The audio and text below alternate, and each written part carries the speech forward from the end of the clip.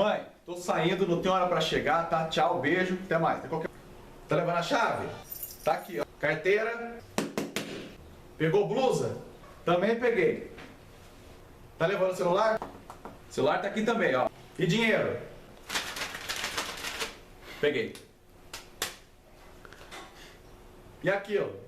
Aquilo o que, mãe? Aquilo! Ah, não sei. O que? Não tô entendendo. O que é aquilo? Aquilo? O que é isso?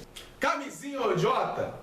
Leva a camisinha que eu não quero o neto correndo aqui não. Não quero o neto ranhento pedir ovo de Páscoa não. Vou criar filho de ninguém não, viu? Enche aquela fralda pesada pra essa pamonha, tá? Não vou ficar cuidando de filho de ninguém não. Então leva a camisinha.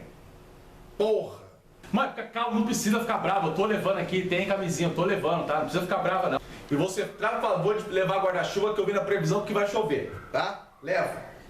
Leva que é sempre bom. Não quero ninguém voltando molhado aqui, pegar alguém e pegar a pneumonia. Vai levar o guarda-chuva. Leva, vou jogar na sua cara. Não vou levar guarda-chuva, mãe. É ridículo. Lá fora tá sol, não vai chover, não vou levar. Não adianta. Não adianta. Oh.